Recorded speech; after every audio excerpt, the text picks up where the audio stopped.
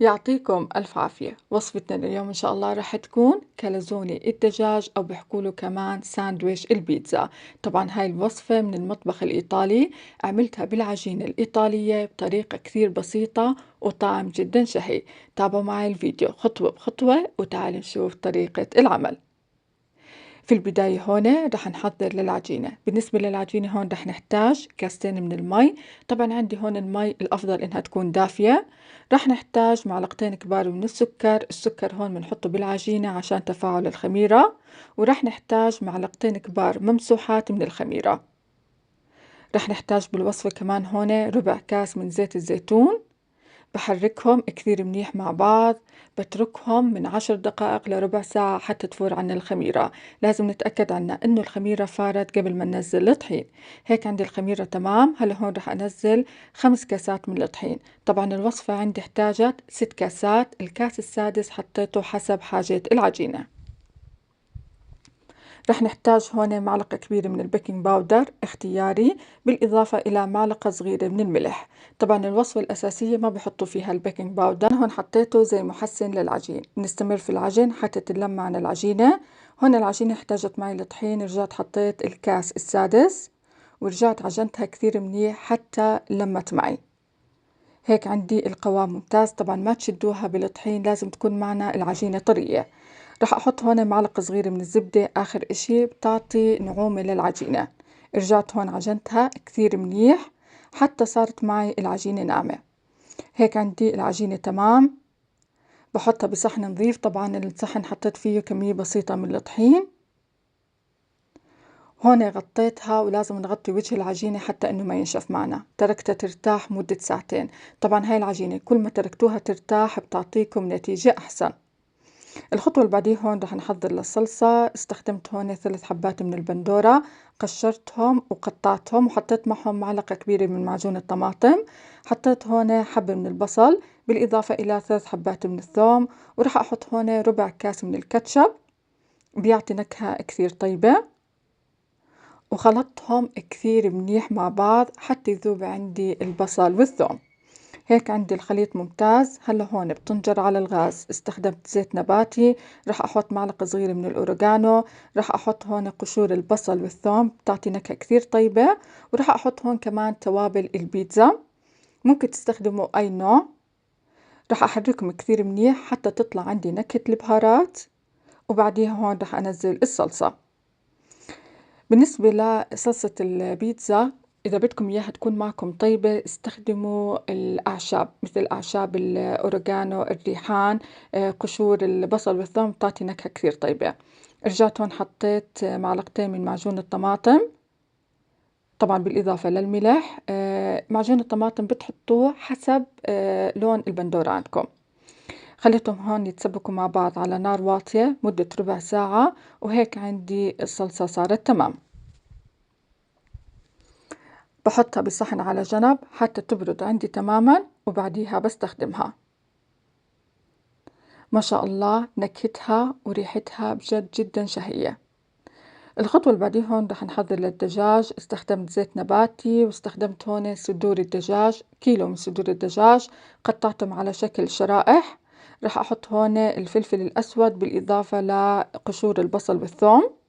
طبعا الدجاج هون رح نحط عليه نفس البهارات اللي احنا حطيناها مع صلصة البندورة. بقلبهم كثير منيح، ولما يستوي عندي الدجاج بنزل المطيبات. بالنسبة للمطيبات هون رح نحتاج البصل. استخدمت هون حبتين حجم وسط، قطعتهم على شكل شرائح. بقلبهم. وبرجع هون بحط الفلفل الرومي، ممكن تحطوا الخضار اللي انتم بدكم اياها. البهارات هون رح اعدل بالاوريجانو، رح اعدل بتوابل البيتزا. توابل البيتزا الطيبة اللي بيكون من مكوناتها الفلفل الحار، طبعا بيكون مجروش، بالإضافة للأوريجانو والريحان وشوي من جبنة البرمجان. هون عدلت بالملح، الفلفل الأسود والبابريكا. بقلبهم وبتركهم شوي يتسبكوا مع بعض. وهيك عندي خلطة الدجاج صارت جاهزة. الخطوة اللي بعدها هون رح نشوف العجينة. طبعا عندي هون العجينة بعد ما تركتها ترتاح مدة ساعتين. ما شاء الله العجينة بجد رائعة. حطيت كمية بسيطة من الطحين ونزلت العجينة. وراح أرجع هون أعجنها شوي حتى أطلع الهواء منها. راح أحكي ملاحظة بالنسبة لزيت الزيتون، هو مكون أساسي بالوصفة، إذا حبيتوا تستبدلوا بالزيت النباتي برجع لكم. هلا هون راح أبلش أقطع فيها، راح أقطعها على شكل كرات. طبعا عدد الكرات هون 11 كرة، ممكن تقطعوها حد 12 كرة. راح أخذ كل قطعة عجين وأعملها على شكل كرة، وبعدين هون راح أغطيهم وراح أتركهم يرتاحوا مدة ربع ساعة. كل ما تركتوا هون العجينة ترتاح بتعطيكم نتيجة أحسن. هلا هون راح نبلش بطريقة التشكيل. طبعا لازم نستخدم الطحين. الطحين كثير بيساعدنا بالشغل. باخذ القطعة بغطسها في الطحين بهاي الطريقة، بفردها في البداية في إيدي، بعديها بفردها في المرق. وهلا هون راح أحط الصلصة. حاولوا إنكم ما تقربوا الصلصة على الأطراف. بحط كمية منيحة من جبنة الموزاريلا. برجع هون بحط الحشوة اللي احنا عملناها، كونوا كريمين فيها، وبسكر عليها بالجبنة. واستخدمت هون جبنة الشيدر، بتعطي نكهة كثير طيبة. في حال مش متوفرة ممكن تستغنوا عنها. طبعا عنا الأطراف هون لازم تكون نظيفة، يعني ما يكون فيها أي إشي من الجبنة، وبسكرها كثير منيح.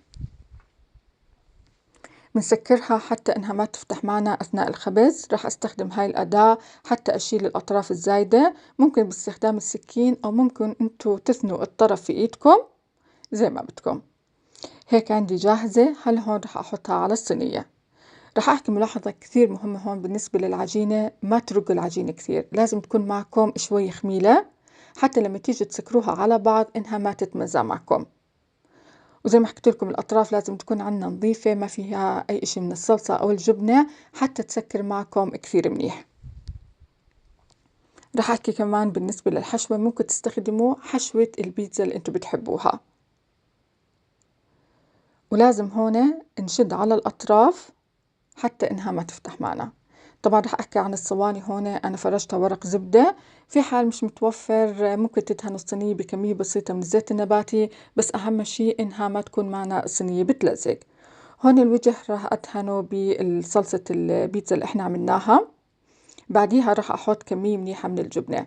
راح أحكي ملاحظة، في حال ما حبيتوا إنكم تدهنوا الوجه بصلصة البيتزا والجبنة، ممكن تدهنوها بخلطة التلميع وتدخلوهم الفرن زي ما بدكم، بس هاي الطريقة بتعطي طعم كثير طيب للكاليزوني.